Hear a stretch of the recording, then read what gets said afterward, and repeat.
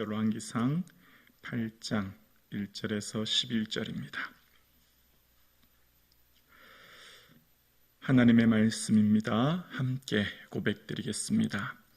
이에 솔로몬이 여호와의 언약궤를 다윗성 곧 시온에서 메고 올라오자 하여 이스라엘 장로와 모든 지파의 우두머리 곧 이스라엘의 족장들을 예루살렘에 있는 자기에게로 소집하니 이스라엘 모든 사람이 다 에단밀월 곧 일곱째 달 절기에 솔로몬 왕에게 모이고 이스라엘 장로들이 다 이름에 제사장들이 궤를 매니라. 여호와의 궤와 회막과 성막의 모든 거룩한 기구들을 메고 올라가되 제사장과 레위 사람이 그것을 메고 올라가매 솔로몬 왕과 그 앞에 모인 이스라엘 회중이 그와 함께 그 궤 앞에 있어 양과 소로 제사를 지냈으니 그 수가 많아 기록할 수도 없고 셀 수도 없었더라. 제사장들이 여호와의 언약궤를 그 초소로 메어 드렸으니 곧 성전의 내소인 지성소 그룹들의 날개 아래라. 그룹들이 그 궤 초소 위에서 날개를 펴서 궤와 그 채를 덮었는데 채가 길므로 채 끝이 내소 앞 성소에서 보이나 밖에서는 보이지 아니하며 그 채는 오늘까지 그곳에 있으며 그 궤 안에는 두 돌판 외에 아무것도 없으니 이것은 이스라엘 자손이 애굽 땅에서 나온 후 여호와께서 저희와 언약을 맺으실 때에 모세가 호렙에서 그 안에 넣은 것이었더라. 제사장이 성소에서 나올 때 구름이 여호와의 성전에 가득하매 제사장이 그 구름으로 말미암아 능히 서서 섬기지 못하였으니 이는 여호와의 영광이 여호와의 성전에 가득함이더라. 아멘. 하나님의 사랑과 예수님의 은혜가 충만한 이 하루 되기를 주님의 이름으로 축복합니다. 아멘. 오늘 본문의 솔로몬 성전 전 앞 구절을 보면 솔로몬이 왕이 여호와의 성전에서 만든 모든 일을 마쳤고 그 아버지 다윗이 드린 은, 금 기구들을 가져다가 여호와의 성전 곳간에 두었다. 이렇게 함으로 이제 끝난 것을 봅니다. 그러니까 여호와께 드렸던 다윗의 예물이 얼마나 많았었던가를 생각해 볼 수 있죠. 여호와의 성전에 지었던 대부분의 많은 것들 금이었지 않습니까? 열왕기상 6장 22절에 보면 온 성전을 금으로 입히기를 마치고 라는 표현처럼 굉장한 양의 금이 쓰였음에도 불구하고 금, 은, 노철이 무수히 많아 나머지 것들이 성전 곳간에 두었다는 것으로 보아 얼마나 많은 예물을 준비했던 다윗의 마음을 알 수 있습니다. 그리고 이제 오늘 드디어 이제 언약궤가 성전으로 옮겨지는 모습이 기록되어 있습니다. 성전으로 언약궤가 옮겨질 때가 2절에 보면 에다님월 곧 일곱째 달이라고 합니다. 바로 초막절 절기를 말하는 거죠. 이스라엘을 구원하셨고 보호하셨음을 기억하는 초막절. 그래서 초막절을 통해서 그들이 원래 어떤 존재인가를 생각하는 절기입니다. 이스라엘에게 늘 하나님께서 끊임없이 말씀하는 게 있어요. 이스라엘 자손은 나의 종들이라. 그것은 뭘 말하고 있는 거죠? 너희는 원래 종이었지만 내가 너희를 택해서 인도해냈고 너희를 하나님의 거룩한 제사장 나라가 되겠다. 너희가 원래 어떤 존재인가를 기억해라 라는 거죠. 우리가 어떤 존재인가를 기억해야만 은혜를 깨닫습니다. 은혜는 어디에서 나옵니까? 나는 원래 영원히 죽어야 할, 나는 원래 영원한 지옥의 고통이 있어야 될 존재를 예수 그리스도의 십자가 보혈로 구원하여 주셨음을 기억하는 것. 거기서 우리의 본질적인 은혜가 시작되는 거죠. 그러면서 솔로몬이 하나님께 드렸던 예물이 얼마나 많은지 양과 소로 제사를 지냈는데 수가 셀 수 없이 많았음을 이야기하는 걸 봅니다. 이렇게 솔로몬이 예배드리고 제사 지낼 때 다윗하고 조금 차이점 한 가지가 있어요. 다윗과 솔로몬이 제사 드렸던 차이는 다윗은 기쁨으로 언약궤를 메고 즐거이 환호하고 춤을 추고 이런 모습이 다윗에게는 있거든요. 다윗에게는 예배가 기쁨이었습니다. 다윗에게는 언약궤를 메고 올 때도 6걸음 가고 소와 살찐 송아지로 제사 드리고, 그때 다윗은 어떻게 해요? 너무 기뻐서 즐겁게 덩실덩실 춤을 추는 다윗의 모습. 근데 솔로몬은 기뻐하다 즐거워하다 이런 모습이 별로 안 보여요. 아니 거의 없어요. 양이 많이 기록되어 있죠. 양, 얼마나 많은 양이 드려졌는가 라는 겁니다. 솔로몬과 다윗의 제사의 차이점은 솔로몬은 주로 얼마나 많은 제물을 드렸는가에 초점이 있다면 다윗은 그 즐거움과 기쁨의 마음이 담겨져 있는 것을 봅니다. 하나님께서는 외형이 아니라 중심을 보시는 줄로 믿습니다. 우리의 예배는 솔로몬이 어쩌면 의무감이나 두려움이 아니었나 생각하는데요. 우리의 삶의 예배는, 진정한 예배는 구원의 감격 속에 드려지는 예배인 줄로 믿습니다. 그렇게 많은 예배를 드렸고 이제 드디어 언약궤가 예루살렘으로 오게 되는데 9절에 보면 이렇게 기록되어 있습니다. 그 궤 안에는 두 돌판 외에 아무것도 없으니 라고 이제 기록되어 있습니다. 언약궤는 하나님의 임재의 상징이고 그 언약궤 안에 무엇이 있었냐면 바로 두 돌판이 있었다라고 말합니다. 언약궤에 대해서 출애굽기 25장 22절 이하에 보면 그 언약궤를 통해 내가 너와 만나고 라고 이야기합니다. 그 임재의 상징인 언약궤는 하나님의 만남이었고요.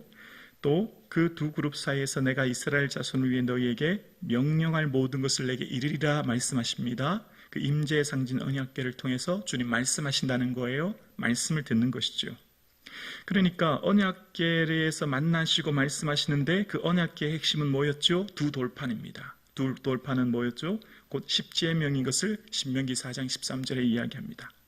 하나님은 말씀을 통해 우리에게 소통하기 원하시고 교제하기 원하시고 끊임없이 말씀을 통해 우리를 만나고자 원하시는 거죠. 주님께서는 우리에게 끊임없이 말씀을 통해 함께하기를 원하십니다. 오늘날 우리의 언약궤가 뭘까요?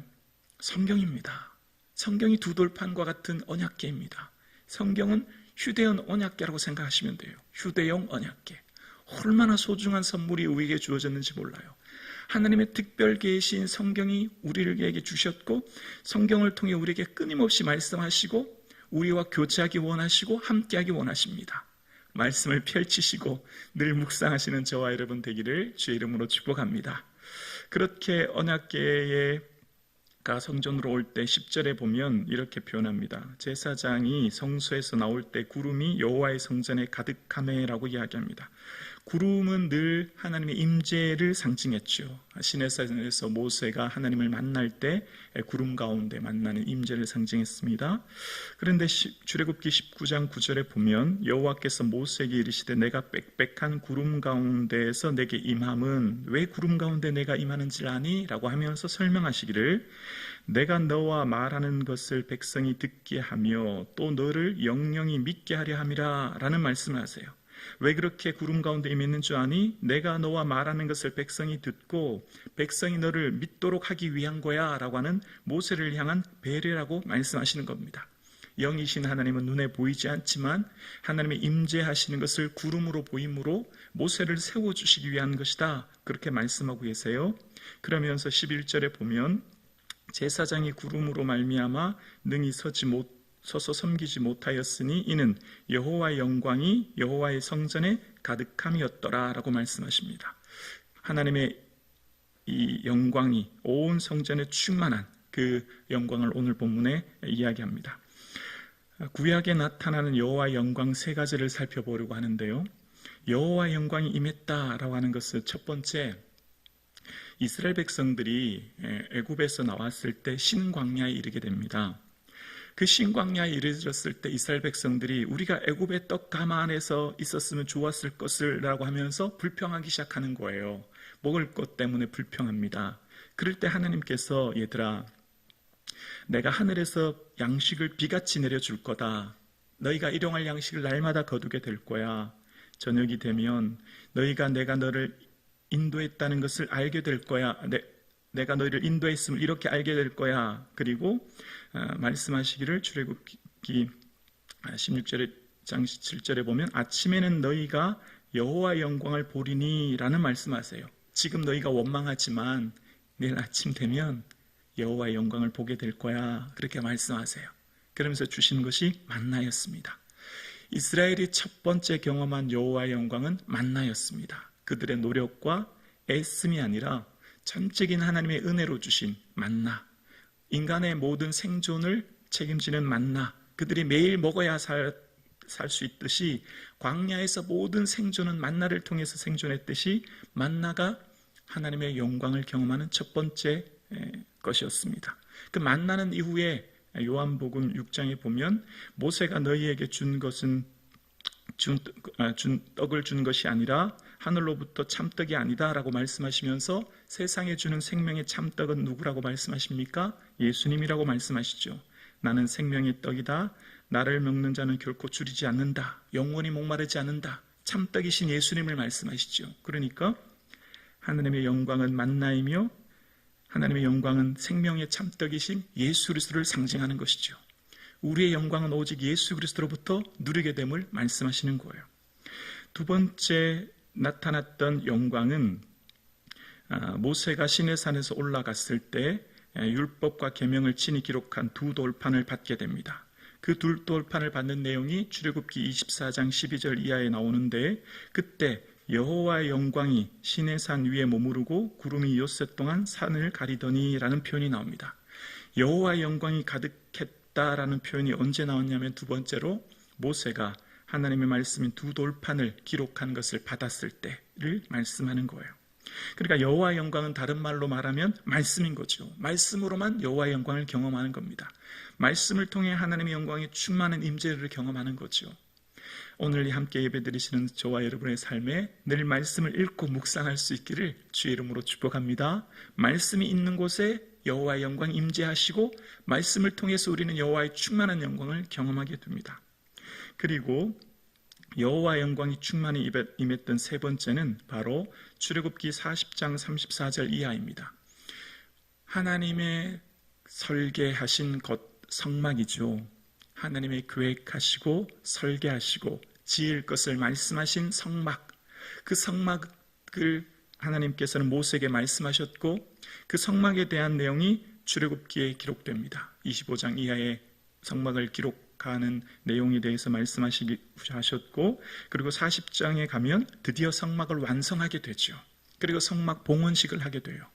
그래서 구름이 회막에 덮이고 여호와의 영광이 성막에 충만함에 모세가 회막에 들어갈 수 없었으니 이는 구름이 회막 위에 덮이고 여호와의 영광이 성막에 충만함이었다라고 기록합니다. 오늘 본문하고 똑같아요. 오늘 본문도 똑같이 11절에 보면 11절입니다. 제사장이 그 구름으로 말미암아 능히 서서 섬기지 못하였으니 이는 여호와의 영광이 여호와의 성전에 가득함이었더라 말씀하십니다. 출애굽기 40장에 성막을 통해 봉헌했을 때 그 영광이 충만하여 그 구름이 충만하여 모세가 회막에 들어갈 수 없었던 것처럼 오늘도 솔로몬이 성전을 다 완성한 후에 제사장들이 구름으로 말미암아 서지 못했다는 거예요. 여호와의 영광이 성전에 가득했다는 겁니다. 여호와의 영광을 경험하는 것은 뭘까요? 예배입니다. 하나님의 예배를 통해 하나님을 경험하는 거예요. 이 성전에서 하나님의 영광이 충만히 임했던 것은 바로 예배를 통해 하나님의 충만하신 은혜와 영광을 경험하는 겁니다. 하나님은 어제나 오늘이나 동일하신 분입니다. 500년 전 회막을 완성하고 회막을 지으라고 하셨을 때 그대로 지었던 모세 그리고 온 이스라엘 백성들이 하나님의 충만한 임재를 경험했습니다. 그리고 500년이 지난 지금 솔로몬 왕과 온 이스라엘들인 과거에 경험했던 그 은혜를 동일하게 경험하고 있습니다. 마찬가지입니다. 현대를 살아가는 오늘 저와 여러분의 삶 가운데 지치고 곤고한 우리의 영혼이 하나님의 충만한 영광을 어떻게 경험합니까? 바로 이 예배를 통해 경험하는 것입니다. 어제나 오늘이나 동일하신 그 하나님은 지치고 곤고한 우리들의 인생 가운데 끊임없이 예배의 자리를 오게 하시고 예배를 통해 충만한 은혜를 경험케 하십니다. 그 예배를 통해 주님을 경배하고 기도함으로 하늘로부터 주시는 충만한 기쁨을 맛보게 하시는 거죠. 그리고 우리를 통해 말씀하십니다. 지치고 곤고한 우리의 영혼 가운데 어제나 오늘이나 동일하신 하나님이 우리를 붙들고 계신다는 것을, 매일 만나를 먹이셨고 홍해를 가르셨던 그분이 우리 하나님이시고 우리 아버지이시라는 것을, 그리고 지치고 곤고할 때 하늘 소망을 바라보며 우리는 하나님의 거룩한 제사장이 되었음에 두려워하지 말 것을 끊임없이 말씀하시고 그 영광 속에 우리를 거하게 하시며 지치고 곤고한 우리에게 유려하시고 격려하십니다. 오늘 함께 예배드리시는 우리 사랑하는 성도님, 말씀 붙들시고 특별히 이 예배를 통해 주의 충만한 임재를 경험함으로 우리는 하나님의 왕같은 제사장임에 두려워하지 않고 세상을 향해 나아가시는 저와 여러분 되기를 주님의 이름으로 축복합니다.